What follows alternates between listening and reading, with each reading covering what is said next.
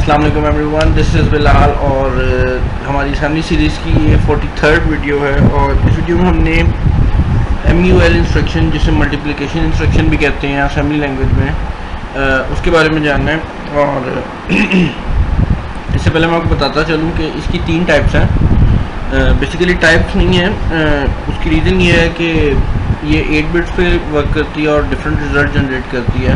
16 bit पे भी work करती है और 32 बिट्स पे भी वर्क करती है। अच्छा, तो अब जैसे कि आपको मैं बताता हूँ, अगर हम अपने प्रोग्राम में जाएं और इसको मैं रेडी कर लूँ, 1 मिनट। तो एक बात आपको बताता चलूँ यहाँ पे और कि जो ये इंस्ट्रक्शन है,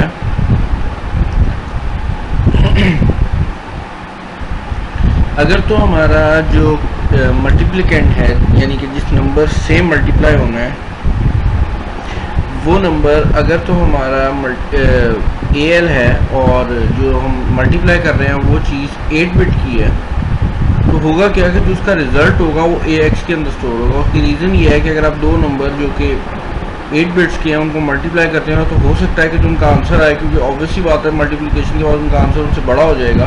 तो अगर आप दो 8 बिट नंबर्स को मल्टीप्लाई करते हैं तो जो उनका आंसर होगा वो हो सकता है कि AX रजिस्टर के अंदर स्टोर हो।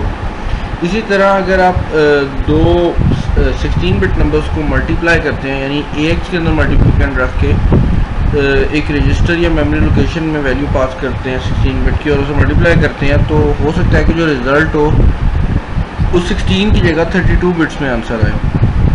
तो उसका तरीका असेंबली लैंग्वेज ने ये निकाला है कि जो रिज़ल्ट होगा वो दो डिफरेंट रजिस्टर्स के अंदर स्टोर होगा, DX और AX।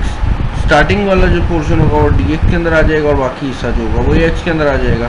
अगर आप 32 बिट यूज़ कर रहे होंगे तो EAX का जो रिज़ल्ट होगा, अगर वो 32 बिट से मल्टीप्लाई होगा तो उसका रिज़ल्ट होगा वो EDX और EAX के अंदर स्टोर होगा।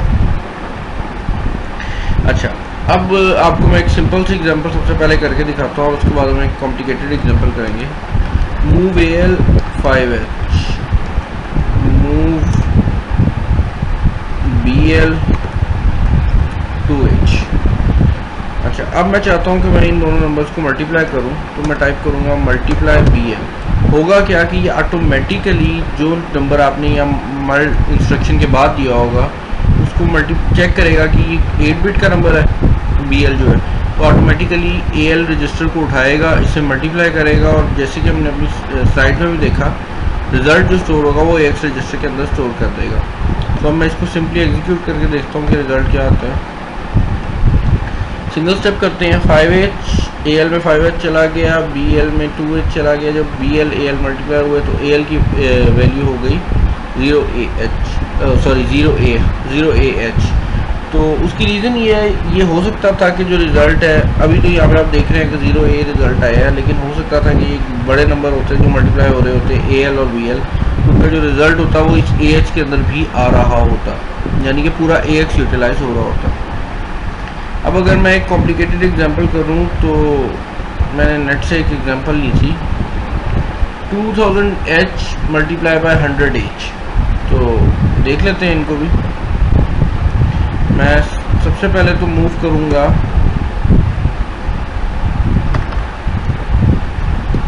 बल्कि डॉट डेटा VAL1 वर्ड, और रिमेंबर हमारा जो EMU है वो डिफाइन वर्ड पर वर्क करता है, यानी कि DW, और मैं यहाँ टाइप करूँगा 2000H।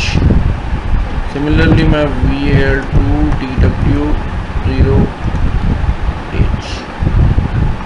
तो अगर मैं इन दोनों को मल्टीप्लाई वैसे करूँ तो देखते हैं क्या रिज़ल्ट आता है।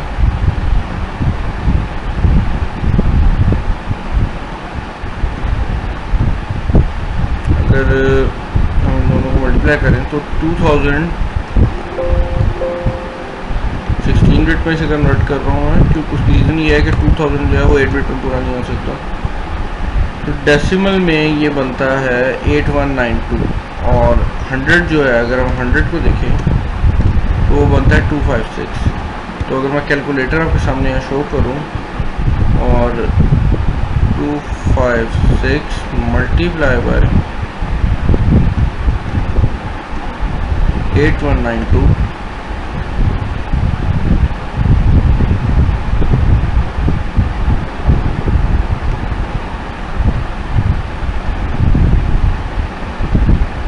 8192 तो रिजल्ट आता है 2097152। अब इसको करके देख लेते हैं।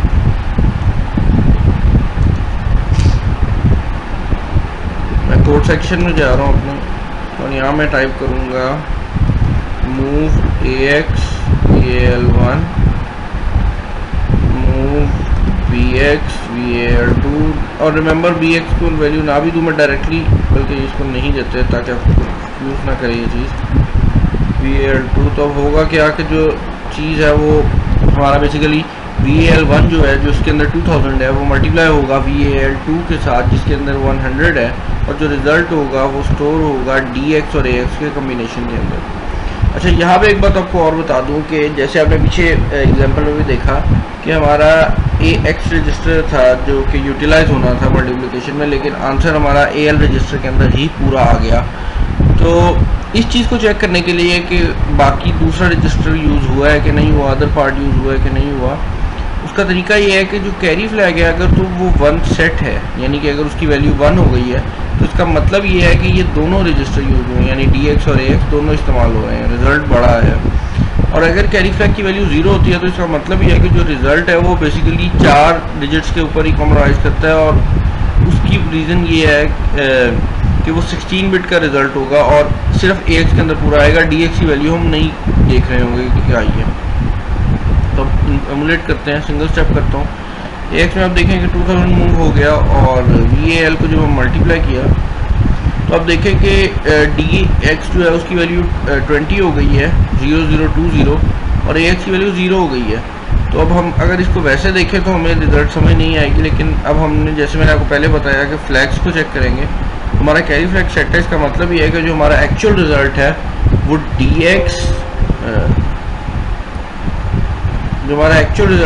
DX और AX के मिला कम्बिनेशन से बनता है। तो DX की वैल्यू है 0020 और AX की वैल्यू है 000।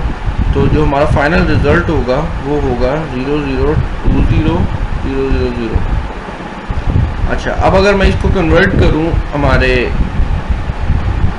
बेस कन्वर्टर से तो देखते हैं क्या रिजल्ट आता है।